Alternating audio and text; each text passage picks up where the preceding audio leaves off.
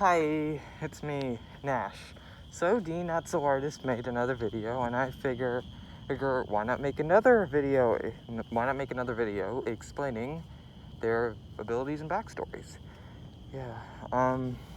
This is going to have spoilers for One Piece, so probably watch all the anime and the manga too, but don't tell me anything about the manga. I don't read the manga. I prefer to torture myself by waiting week after week for episodes when I already know I'm behind. It's a problem I have. Also, tomorrow, for once in my life, I'm going to be posting videos that aren't spaced at least a week apart. That's fun, right? It's going to be an art that is actually my own and not someone else's that I made myself. It's going to be a mask because, as you can see, I'm so good at them. Haha. But yeah, I'm hoping this is a nice, refreshing change of pace from the other videos I do. Yeah, I think that is everything. Also, again, the lower six of, also spoilers for Demon Slayer, at least in some aspects. The lower six moons will not be killed by Muzan because they will be significantly stronger. Will this cause the anime to go on for longer if it ever gets an anime, which, probably won't. Yes, it will. But then again, is more Demon Slayer really that bad of a thing? Yeah, okay, well, let's get this started. Sorry. Lights. Probably should have this on. First up is Lower Moon 6. Buggy the Clown. As you can see, he's, a clown. It's all pretty funny. He used to be a street performer until he got fired. And, now he's a demon, so that's fun. That nose is now the nose that he wore as a clown is now permanently a part of his face. And, those bells are actually just, how do I put this? Him ringing them sort of disorients his opponent because he mixes his own blood in with them, and I'll tell you more about what they can do later. His ability is that when his blood demon art is that when his hands get chopped off, or any at all limbs, as long as it's not his head, to be clear. Here, well, actually, I'm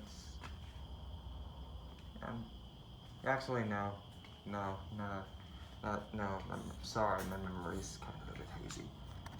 But yeah, I rehearsed this multiple times.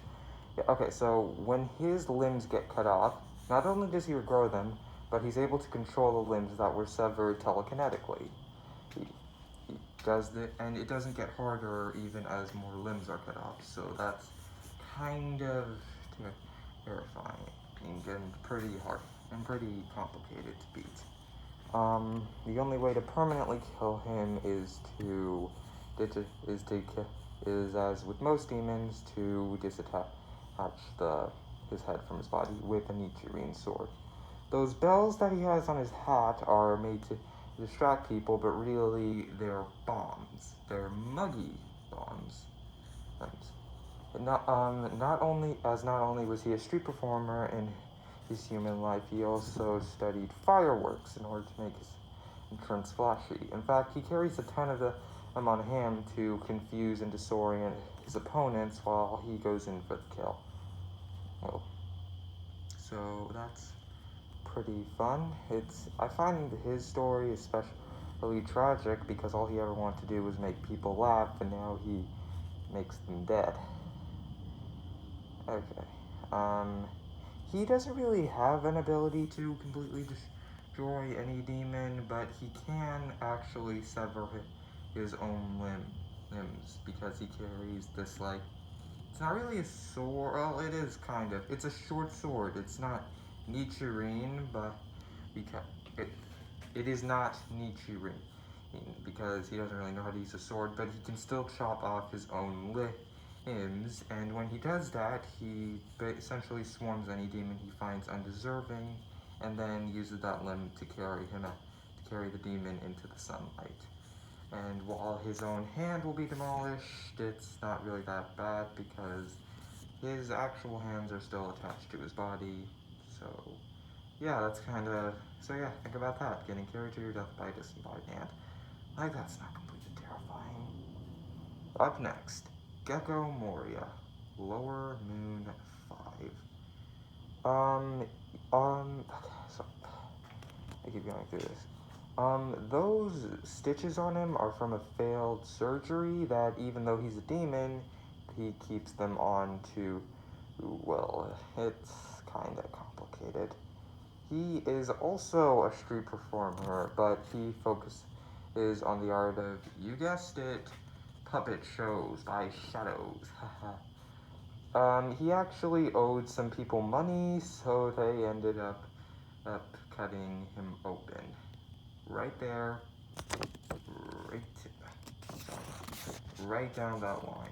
So, like, that's not terrifying. Somehow he was able to survive long enough to become a demon when one of the upper ones passed him. He then killed the men who hit him open and captured their souls in his body. That's what those veins are, actually.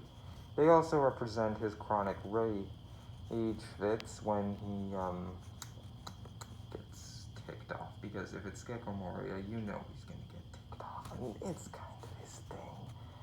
Well, not his thing, really. Yeah.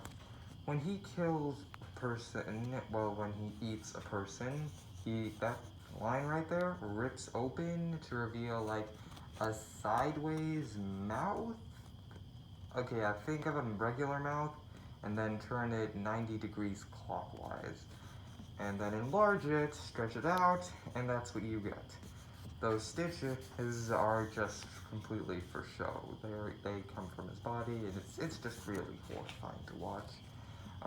Once they're eaten, they kind of, like, dissolve, if that makes sense, into, like, these shadow bats, which can then be used to fly around and attack others. They can also, and since they're demons, they can't go out into the sunlight, but that's okay because they can infect a human host, or rather kill the human host and then live inside its corpse.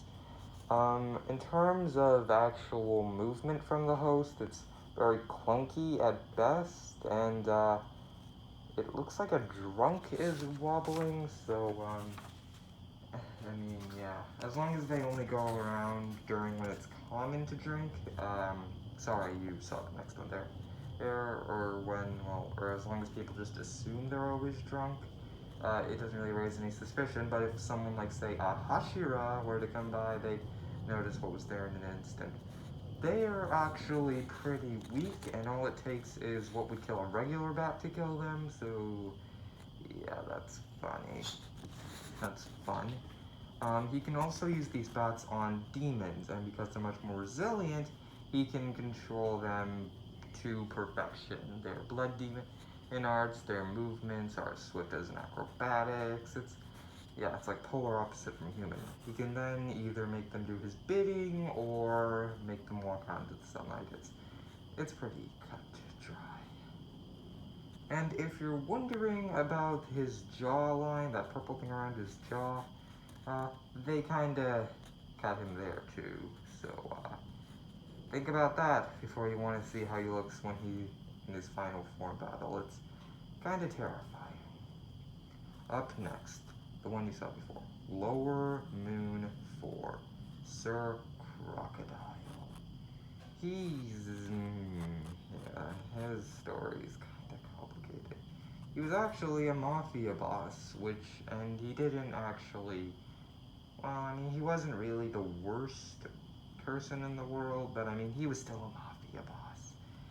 So that was fun. It was all fun and games until he finally got killed. They cut off his hand, as you can, sorry, this is just, as you can see, they cut off his hand and gave him a nice cut on the face. However, sorry, you saw the next one again, I'm bad at this. However, before he died, he was approached by an upper moon demon, and now he's a demon. That hook is actually made of the gold, as one of his assailants just dropped the gold there and told him to buy maybe he could buy his way out. So that's funny. That's fun. Right there. Should I start cutting these? I should start cutting these. That way I can fully do them one at a time. Okay, yeah, this is gonna be something I think about. This is definitely gonna be something I think about. Yeah, that's Scar right there. That's Scar right there. Okay, I don't need to do that. You know what Scar I'm talking about. That Scar right there that looks like it's a row of teeth, that's because it's actually a row of teeth. It can kind of split open, and then that becomes its mouth. And so it's like a crocodile's mouth, only less elongated, and kind of much more terrifying. He can use this hook to infect people with his blood, and whenever he wants to, he can just drain all the moisture right out of them and turn into dust. So they either become his slaves or they die. So that's pretty terrifying. That's what his blood demon art is. Zero water. So yeah, that's kind of terrifying. And speaking of water, Lower Moon 3, Jinbei. I don't know if he has a last name. You might have recognized him from, actually, you probably wouldn't. He actually used to be actually, go to the link in the comments, and you should be able to find it. But this guy used to be a Hashira, though you can see that kind of changed. In a battle with Upper Moon, in a battle with, you keep saying the other ones, I'm sorry. In a battle with Upper Moon 3, he sorta ended up, fading to near death. So that was fun. And then he was forcibly turned into a demon. He still maintains much of his honor, but the demon that infected him was kinda pretty dark and inserted his own malevolent will into him, so he still ends up killing a lot of people. However, because of this little malevolent virus the Upper Moon 3 put in him, his breathing skills are, and you know what I mean by breathing if you've watched Demon Slayer, his breathing attacks are not as effective. However, he can still create, okay, you see that big belly of his? I'm sorry if this insults anyone, but, it's essentially like a water gun, which creates water at a massive rate, and then shoots it out of his mouth like a high-pressured gun.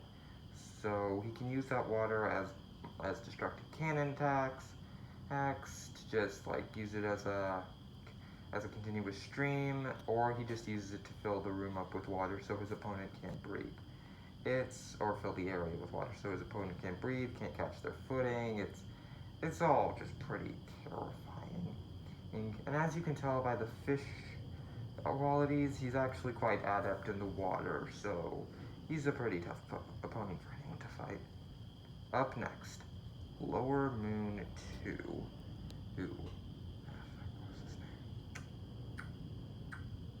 Kuma. As you can probably tell by his eyes, he's pretty emotionless. He's actually just a very peaceful man who ended up, and as you can tell by his Bible, well, he's actually a very religious man, and the demons didn't exactly like that. he used to be a sorta serial killer, but then he cleaned up his act, got a new identity, and then became a priest. The demons didn't like that, not the serial killing part, but the fact that he became a priest, denying the existence of demons, and which most humans do, but he just did it in such a, he was a priest. Demons hate priests, okay? They just hate being renounced. They find him cocky. They just didn't like him, even though he was a nice guy. I know. So they turned him into a demon. And just for good measure, blinded him before. So even though he can see out of those eyes, he prefers to use the one on his hands, which, you know, kind of uncomfortable, I guess, but because that was the first sight he saw after becoming a demon. Those were how he first saw it. And even though his eyes eventually came back after a couple, like, minutes or so, he's just more accustomed to seeing out of them. He can fire explosive attacks out of them, similar to his pawpaw fruit. It essentially pushes something, and while that might not seem like much, he stores up kinetic energy with every step he takes, and then channels it through that hand of his. Might not seem like much, but when you consider how much fighting they do and how much limbs can get cut off, it kinda, yeah. Point is, he stores up a lot of kinetic energy with every hit he takes, with every step he takes, basically with every movement he takes. And you can fire it out through either those 4 on the top, or that one on the bottom, or if he's getting really mad, all 5 at once. So that wasn't terrifying enough. Yeah. Oh, yeah, I forgot to mention. Jinbei can kinda sort of drown demons. Because of his demon water, it's enough to constrict the demon's airflow as it would regular humans, and then they can just drown. So, if anyone was wondering about that, yeah. And his ability, and because of his blood demon art, he can, well, it's weird. Because he's so fast, he's able to put his hand onto a demon and then release some kinetic energy, and because through his blood demon art, they can't put themselves back together, leaving them to stay there until sunrise. So, that's terrifying. Up next, Lower Moon 1, Trafalgar Water Law. Yeah, this is kind of a sad tale. He used to be a doctor, and he was quite the skilled one, until he was sort of murdered by a demon. He was out because he had heard, oh, crud. Don't worry, no one's hurt, just my mask. Glad I sat down when I did. Yeah, he had heard that there was a man injured, came out, the man was all alone, and while he was trying to save him, the demon attacked and turned him into one of them. So, that was fun. That sword of his was a gift from his father-in-law, not technically father-in-law, I don't know why I said father-in-law, but his adopted father, Don Quixote Corazon. He would later find out that it was actually a Nichirin sword. His father, I'm just gonna call him his father because, you know, he kind of really stepped up for Law. His father was, and I know this might sound ironic to anyone who's watched One Piece, the Sound Hashira before he retired and raised Law. So, that was fun.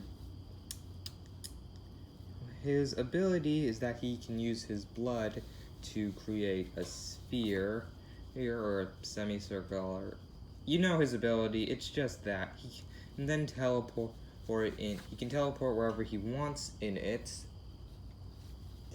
and he can also control his sword in it. As for other opponents, he needs to have a specific lock on them. So if they keep moving, so even if they're right in front of him, even if they're moving towards him, as long as they keep moving, he can't teleport them to wherever he wants, but he can still teleport himself and his sword, to be clear.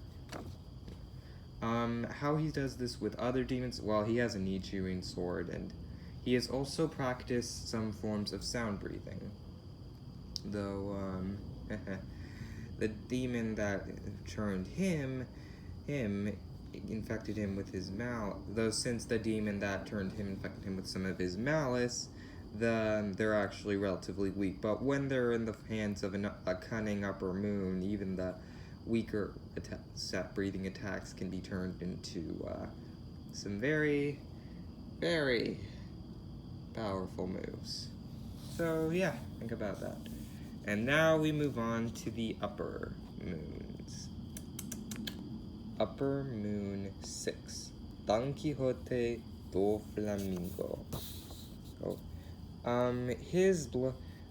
He, as well as Crocodile, used to be a mafia boss until he was betrayed by some members that he had considered family. Should he have been more wary of them? Yeah, but he had a rough childhood. His rich father had given up all the money to live amongst the peasants. Well, I don't know why I said peasants, to live among regular folks, but they resented they resented the family for giving up all of that money, so they sorta turned on him. He became a mafia boss, and, yeah, demon.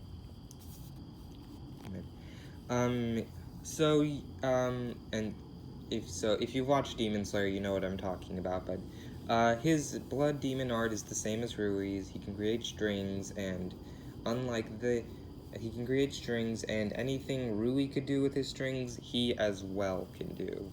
However,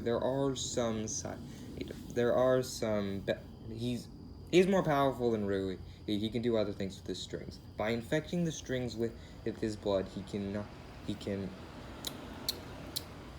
what's the word?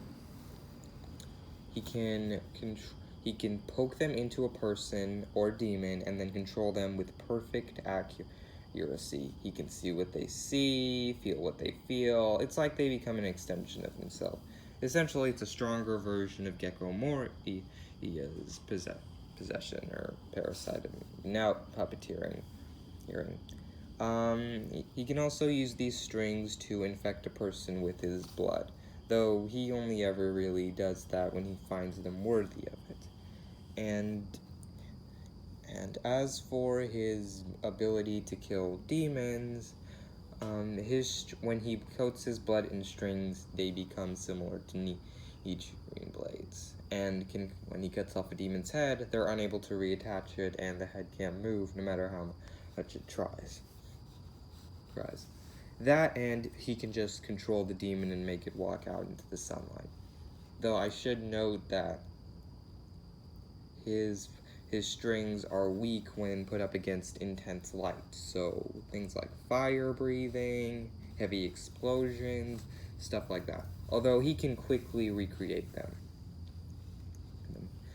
He can also use his strings to manipulate his puppets to make them look, sound exactly like him. So yeah, it's usually very tricky to even get to the real Doflamingo, let alone behead him. He also possesses the unique ability, which I'm gonna call Weaver. When he touches an object, he can transport it into his body and then transport it out, except as string. So if we were to call all those powerful string attacks he uses for his string used by regular string, they would become much powerful. They would become significantly powerful if they were woven from a rock or a human, or you get what I'm saying, right? I'm saying he is very, very powerful, and no one would want to face him. And when he uses a demon when he weaves a demon into string, I know Weaver is when you knit string into its clothes, but to be clear, I thought Weaver would be a fun ability because he's taking other things and weaving them in, and turning them into string, so I just thought it'd be a fun contradiction.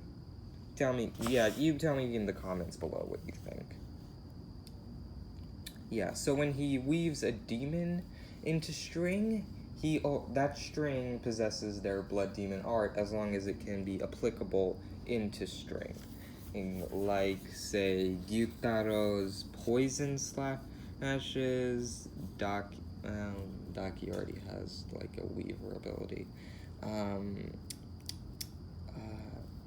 Actually, yeah, so far in the anime, the only one I've come that's really applicable to string is Gyutaro's poison ability. Huh. Yeah, I'm sure, yeah, there are definitely others, but, yeah. Okay, up next, Upper Moon 5, Porcus D Ace. Shocked to see him here? I know, he isn't technically a warlord, but let's be honest, he could have been if he wanted to. Yeah. He was turned into a demon by Upper Moon 3. We'll get to see him very soon. And, yeah. He is the former Flame Hashira. When fighting Upper Moon 3, he ended up getting punched in the gut. Before Luffy became the Sun Hashira, and again, watch... you know what, screw it. I'm just going to post the original video for both the Straw Hats as Hashira. I'm calling them Straw Hashira. And and the original video where Deno's a good artist draws all these things. I'm gonna post them both in the comments, but yeah. Anyway, okay, so yeah, just go watch the Straw Hashira video. It's in the comments. It's one of the two or the other. 5, 4, 3, 2, 1. Okay, so yeah, you know who all the Hashira you know who all the Straw Hashira are, yada yada yada. So yeah, point is, before Luffy became the Sun Hashira, he had to rely on his older brother, the Flame Hashira, to protect him. So one time while he was home, they ended up both encountering Upper Moon 3. Ace told Luffy to run, but he never abandoned his brother. So when blah blah blah blah blah blah blah. Sorry, this is hard to talk about. I know it's not really happening, but it's still kind of sick. So when Upper Moon 3 went to punch Luffy, he kind of punched Ace straight to that hole in his body. And then to further humiliate him, he turned Ace into a demon, and Luffy watched his brother lose his humanity. Then he just ran in fear, and that terror has haunted Luffy throughout his entire life. Yeah. Before Ace became a demon fully, he broke his sword into pieces, and now all he has is that knife, which, can still be used to employ his flame beating techniques, though thanks to Upper Moon 3, they're all much, much weaker. So, yeah. Yeah, that chest mouth of his, I don't know what you can call it, but I'm just gonna call it a chest mouth. It can also spit out a stream of flames or flame bullets, which are very hot, so that's terrifying. I'm just gonna move on to the next Upper Moon. Yeah, because also, yeah, this is obvious by now, but since that's a Nichirin sword, Nichirin cut Demon's head off. I don't like talking about this story, it's really dark. Upper Moon 4, Edward Weevil. Yeah, this guy's just strong as heck. He's a beast, he's insane. He gores you through with those tusks, he slices you off with his Nichirin Nagatina. He's just strength incarnate. The only thing that can really be described as ability is when he swings that blade, it creates a powerful impact, even if he uses the sharp edge. And if he uses the blunt edge, it causes a strong impact that ripples throughout everything. And if he uses the sharp edge, it's the ripple attack, but as a slashing. So that's terrifying. yeah. I'm sorry, Edward Weevil didn't get that much time in the... I don't know, Weevil knew... I'm not even sure if Edward Weevil is his actual name. Look, I don't know, okay? This guy isn't... Look, they don't really do anything with him. He's just there as a gimmick. They don't... whatever. They probably will do something with him in the anime, but... Time to move on to the one you've all been waiting for. The one I've hyped up. Upper Moon 3. Blackbeard. Ooh. Yeah, this guy's just evil incarnate. He killed his own family just for power. Or he slaughtered millions when he thought they had a quart of beer in his hand. He's just evil. The dude's insane. Ain't it?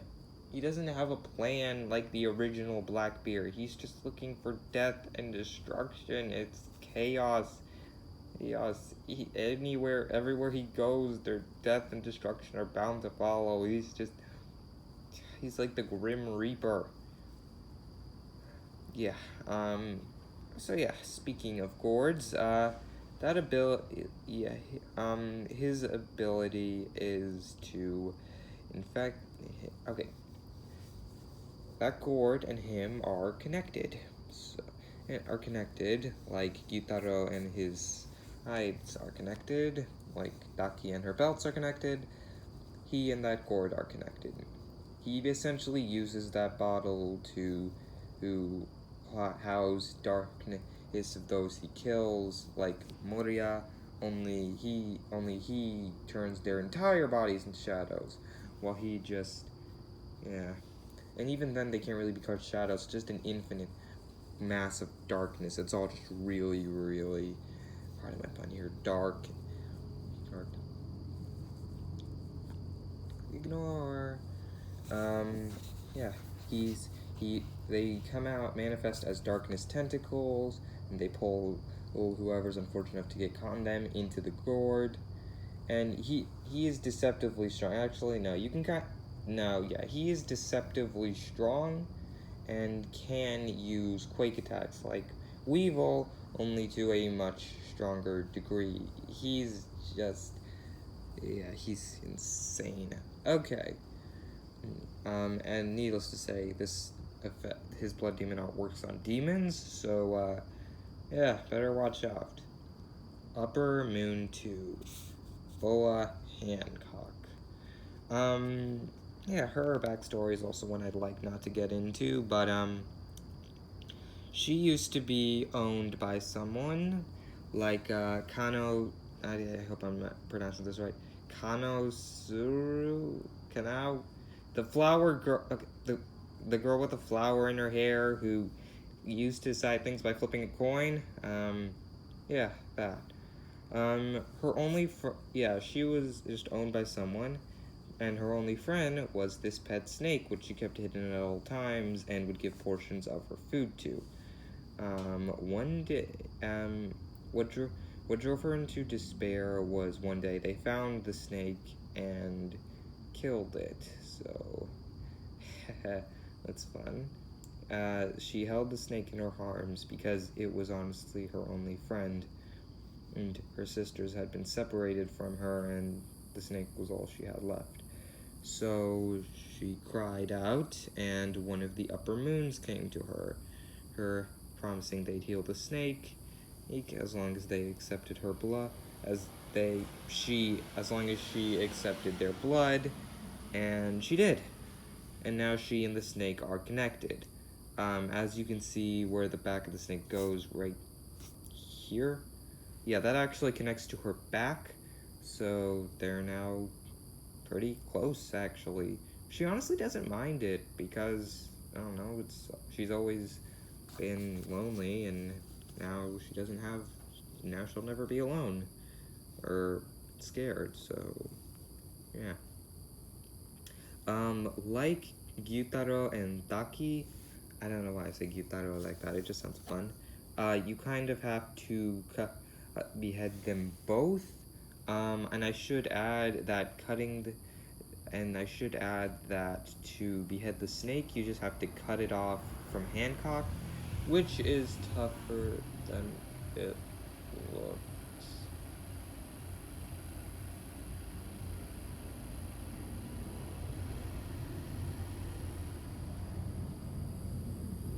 Sorry, that was just... Yeah, which is tougher than it looks, than it sounds, because that snake is actually very, very... I don't want to say thick, but it's very strong. It's likely stronger than Doflamingo's blood red strings. So, yeah. I'm in the middle of a video.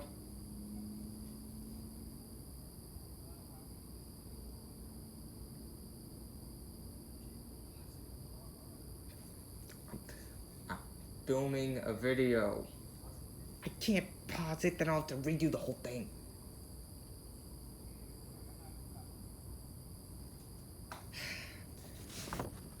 Okay, I'll finish it quickly. Damn it. You couldn't have... okay. Sorry, I'm gonna have to finish this very quickly. Yeah. When that snake bites you, you become okay, because she and the snake are connected, I don't remember the snake's name from the anime, or manga, but when the snake bites you, it pumps her blood into you, and you become a snake demon. After which she holds her life in her hands and can kill you whenever she so wishes. She also has, through this method, she's attained many followers, and she's even got her sisters back as snake demons, so yay.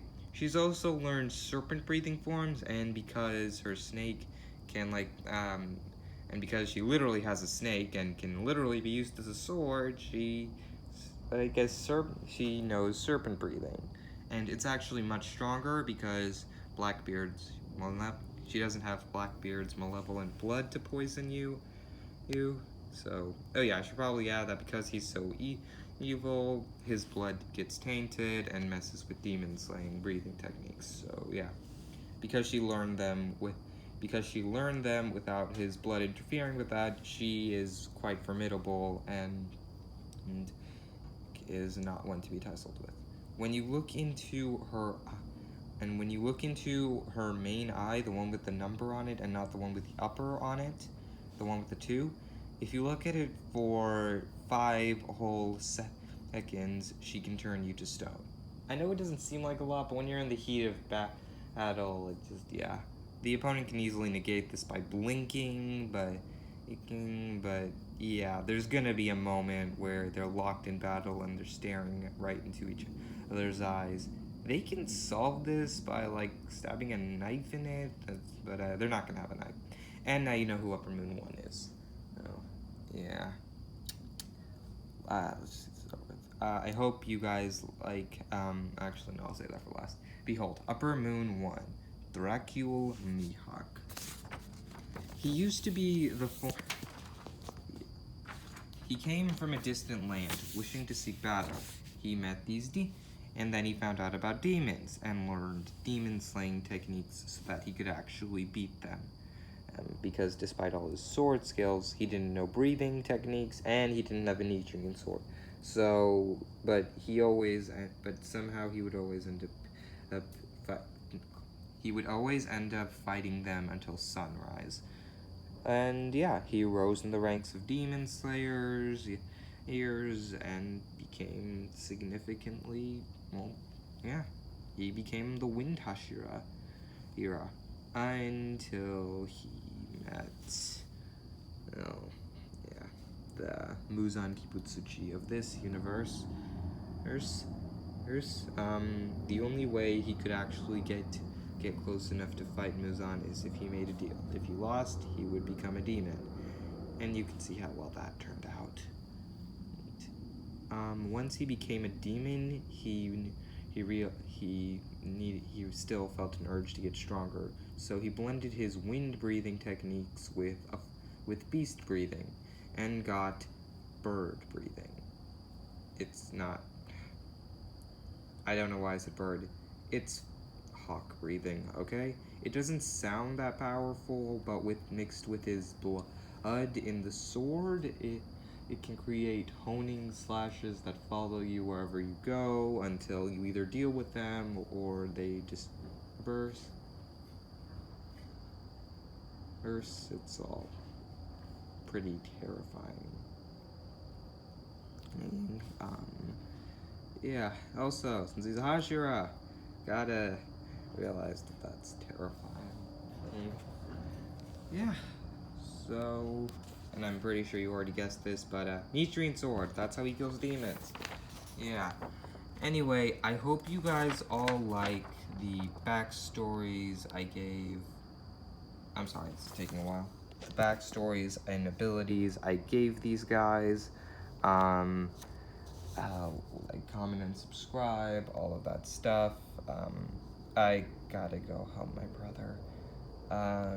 Yeah. See you tomorrow, or whenever this video gets uploaded.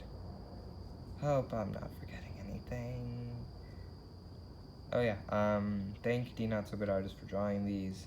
They're really a masterpiece. Bye.